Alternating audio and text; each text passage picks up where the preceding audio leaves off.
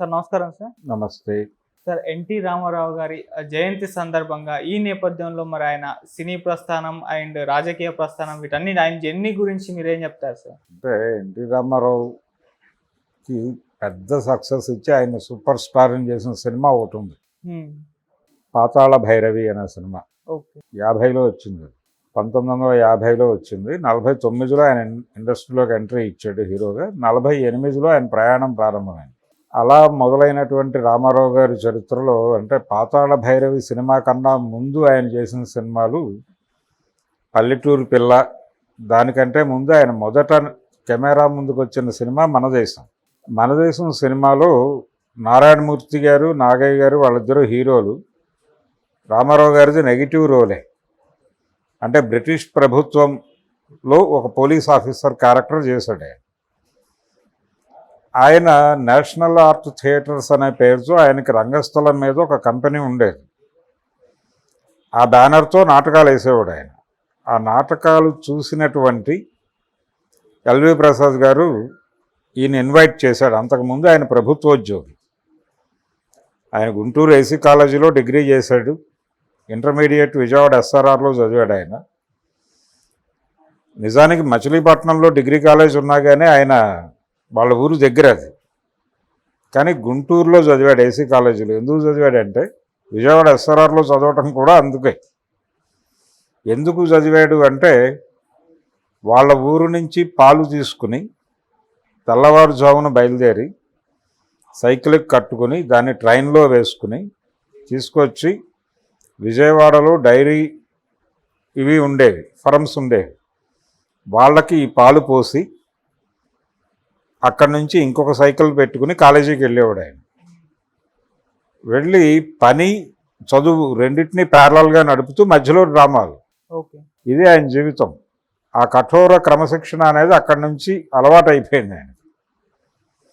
తర్వాత ఈ డైరీ ఫర్మ్స్తో ఉన్నటువంటి డీలు వ్యాపారం దెబ్బతింటుందనే ఉద్దేశంతో గుంటూరులో చేరాడు ఆయన. గుంటూరు ఏసీ కాలేజీలో చేరి విజయవాడ సత్యనారాయణపురం స్టేషన్, ఇప్పుడు లేదు, అది తీశారు. ఆ రోజుల్లో సత్యనారాయణపురం స్టేషన్ ఉండేది, దాన్ని ఎదురుకుండానే ఈ డైరీ ఫార్మ్స్ ఉండేవి. సో అక్కడ ఆయన పాలబిందెలు దింపేసుకుని వాళ్ళకి పోసేసి మళ్ళీ నెక్స్ట్ ట్రైన్కి గుంటూరు వెళ్ళేవాడు. గుంటూరు వెళ్ళి ఏసీ కాలేజీలో డిగ్రీ చదువుకుని ఆ 3 ఏళ్ళు అలాగే గడిపాడు ఆయన. ఆ తర్వాత మంగళగిరిలో ఆయనకి సబ్ రిజిస్ట్రార్గా ఉద్యోగం వచ్చింది. ఆ జాబ్లో జాయిన్ అయిన తర్వాత కూడా ఈ నాటక ఇది నడిచేది. ఏసీ కాలేజీలో ఆయనతో పరిచయం అయినటువంటి వాళ్ళందరూ దానిలో ఉండేవాళ్ళు.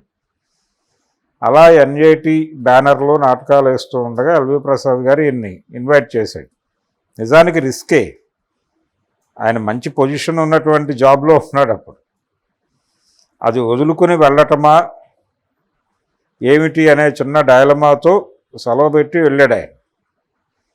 వెళ్ళిన తర్వాత ఆయనకు పోలీస్ ఆఫీసర్ క్యారెక్టర్ ఇచ్చారు అక్కడ మనదేశంలో.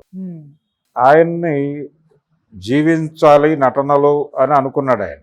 ఒక లాఠీ చార్జ్ చేసే సీన్ అప్పచెప్పారు ఆయనకి. నిజంగానే కొట్టాడు జూనియర్ ఆర్టిస్టు. కొడితే ఒళ్ళు వాచిపోయి వాళ్ళందరూ వచ్చి ఎల్వి ప్రసాద్ గారి దగ్గర మొరపెట్టుకున్నారు, సార్ చిరకొడేస్తున్నాడు ఆయన. ఈ ధోరణి చివరి వరకు రామారావు గారిలో నడిచింది. ఆయనతో యాక్షన్ సీన్ అంటే ఫైట్ సీన్లో పాల్గొన్న వాళ్ళందరి అనుభవం ఇదే. ఆయన నిజంగానే కొట్టేస్తాడు ఆయన. కైకాల సత్యనారాయణ గారు చనిపోయారు ఈ మధ్య. ఆయన అనేక సినిమాల్లో ఆయనతో తన్నులు తిన్నాడు. ఇలా ఒక ధోరణి ఉండేది ఆయనలో. ఆ తర్వాత సినిమా పల్లెటూరు పిల్ల. పల్లెటూరి పిల్ల టైంలోనే షావుకారు కమిట్ అయ్యాడు ఆయన విజయ బ్యానర్లో.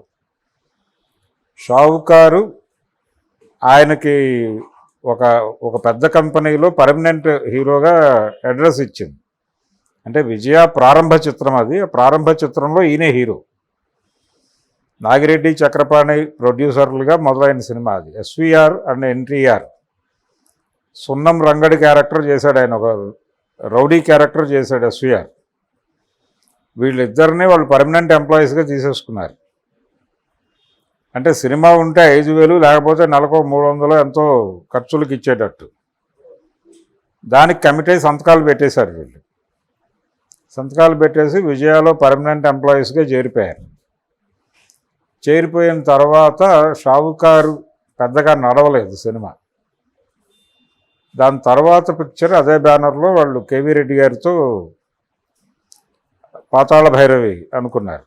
పాతాళ భైరవికి మొదట అనుకున్న హీరో అక్కినేని నాగేశ్వరరావు. రాజారెడ్డి అని ఒక డాన్సర్ని కూడా చూసుకున్నాడు ఆయన. Either Rajareddy or Akkineni Nageswararao. అప్పటికి అక్కినేని నాగేశ్వరరావు గారు జానపద సినిమాల్లో సూపర్ స్టార్. కీలుగుర్రం, మాయల మరాఠీ, బాలరాజు ఇలాంటి పెద్ద హిట్స్ ఉన్నాయి ఆయనకి. సో ఆయన్ని పెట్టి ముక్కామలని మాంత్రికుడిగా పెడితే ఎలా ఉంటుంది అని ఆ స్క్రిప్ట్ టైంలో వచ్చిన ఆలోచన. ఈ ఆలోచన నడుస్తుండగానే ఒకరోజు ఆయన టెన్నిస్ ఆడుతున్నారు వీళ్ళు విజయ కాంపౌండ్లో. ఆ టెన్నిస్ చూస్తున్నాడు ఆయన కేవీ రెడ్డి గారు. రామారావు గారు ఆడుతున్న పద్ధతి ఆయనకి నచ్చి అంటే చాలా కసిగా ఆడుతున్నాడు ఆయన. అది నచ్చింది ఈయనకి. నచ్చి ఇతను పనికొస్తాడు ఆ క్యారెక్టర్కి, తోటరాముడు క్యారెక్టర్కి అని పిలిచాడు ఆయన. పిలిచి నువ్వే తోటరాముడు అని అనౌన్స్ చేశాడు. ఆ సినిమా రిలీజ్ అయిన తర్వాత అక్కినేని నాగేశ్వరరావు గారు డైలమాలో పడ్డాడు. అది పెద్ద హిట్ అయిన తర్వాత ఇక జానపద ఏరియాలో మనకి చోటు లేదు అనే నిర్ధారణ అయింది ఆయనకి. తనకంటే ఎత్తైన వాడు, తనకంటే గంభీరమైన గొంతు కలిగిన వాడు, తనకంటే ఎక్కువ చదువుకున్నవాడు, ఇన్ని లక్షణాలు ఉన్నటువంటి వాడితో పోటీ ఎలా పడాలి అనేటువంటి ఒక డైలమాలోకి నాగేశ్వరరావు నెట్టేశాడు ఈయన ఆ సినిమాతో. ఇది అనేక వేదికల మీద నాగేశ్వరరావు గారు చెప్పుకున్నాడు. ఈ ఏరియా మనకు సంబంధం లేదు అనుకున్నాడు. తర్వాత విజయ బ్యానర్లోనే వచ్చినటువంటి పౌరాణిక సినిమా మాయాబజారు వీటితో ఆయన పౌరాణికాలు కూడా మనకు సంబంధం లేని ఏరియా అని నిర్ణయం చేసుకున్నాడు. అది కూడా ఆయనకు అప్పచెప్పేశాడు. అప్పచెప్పి సోషల్ సినిమాలు, సోషల్ కాన్ఫ్లిక్ట్ ఉన్న సినిమాలు మనం చేయవలను, అలాగే భగ్న ప్రేమికుడు పాత్రలు చేయాలా, దేవుడి పాత్రలు ఆయన వేస్తాడు కాబట్టి భక్తుడి పాత్రలు మనం వేసుకోవచ్చు అని ఇలా తన కెరియర్ డిజైన్ చేసుకున్నాడు ఆయన దుక్కిపాటి మధుసూదన్ రావు గారి నాయకత్వంలో. సో అలా ఆ టైంలో ఉన్నటువంటి ఇండస్ట్రీ పెద్ద హీరోలందరినీ భయపెట్టాడు ఈయన పాతాళ భైరవితో. తెలుగు తెరకి ఒక సూపర్ స్టార్ వచ్చేసాడు అనేది నిర్ధారణ అయిపోయింది. నిజానికి పల్లెటూరి పిల్లలోనే ఆ విషయం క్లారిటీ వచ్చేసింది ప్రపంచానికి. పల్లెటూరి పిల్ల హీరో అక్కినేని నాగేశ్వరరావు గారు ఒక దొంగ క్యారెక్టర్లో రామారావుని తీసుకున్నాడు బిఏ సుబ్బారావు గారు. నిజానికి షోలే కథ, పల్లెటూరి పిల్ల కథ ఒకే లైన్లో ఉంటాయి. ఒక ఊరి మీద దొంగల ముఠా దాడి చేస్తూ ఉంటుంది. ఆ దాడిని ఎదుర్కోవటానికి ఊళ్ళో యువకులందరినీ ఒక యువకుడు సంఘటితపరుస్తూ ఉంటాడు. ఈ దొంగతనాలు చేయటం తప్పు అని చెప్పి ఆ దొంగల ముఠాలోనే ఒక వ్యక్తికి అనిపిస్తుంది, తప్పు చేస్తున్నాం మనం అని అనిపించి దొంగల ముఠా నాయకుడితో గొడవపడి ఘర్షణ పడి బయటకు వచ్చేసి, మీకు దొంగల ముఠాని ఎలా ఎదుర్కోవాలో తెలియటం లేదు, నేను నేర్పిస్తాను మీకు ఎలా ఎదుర్కోవాలో అని ఆ దొంగల ముఠా నుంచి వచ్చిన వ్యక్తి ఆ ఊళ్ళో యువకుల్ని ట్రైన్ చేస్తాడు. ట్రైన్ చేసి విజయవంతంగా దొంగల ముఠాని ఎదిరించి వాళ్ళని మట్టి కరిపిస్తాడు. ఇది రోల్ రామారావు రెండో సినిమాలో. ఆ క్యారెక్టర్లో ఆయన నాగేశ్వరరావుని మింగేశాడు. విచిత్రంగా ఆ సినిమాలో అంజలిదేవి గారి హీరోయిన్, ఆవిడ అక్కినేని నాగేశ్వరరావుని ప్రేమిస్తూ వాళ్ళిద్దరి మధ్య ఒక ప్రేమ ఉంటుంది. ఎన్టీఆర్ ఎంటర్ అయ్యి మొదలెట్టిన తర్వాత ఆవిడ తన ప్రేమని రామారావు వైపు మార్చుకుంటుంది. అక్కినేని నాగేశ్వరరావు వాళ్ళిద్దరూ ఇంటిమేట్గా ఉండగా చూసి చాలా బాధపడి త్యాగం చేసేస్తాడు ఊరి కోసం. అది పల్లెటూరి పిల్ల లైన్. అట్లా రామారావు ఇండస్ట్రీని శాసించబోతున్నాడు అని ఒక రకంగా హింట్ ఇచ్చిన సినిమా పల్లెటూరి పిల్ల. ఆ తర్వాత వచ్చిన పాతాళ భైరవితో ఆయన సూపర్ స్టార్ అయిపోయాడు.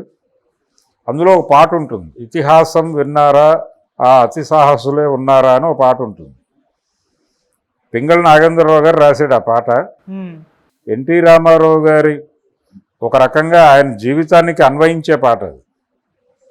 మట్టి బొమ్మలను మహారణానికి జట్టు నడిపిన శాలివాహనుడు అని రాస్తాడు అందులో.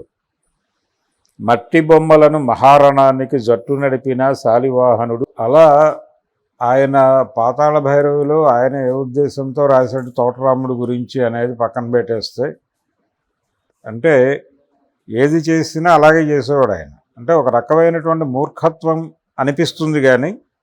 Thank you so much. Thank you.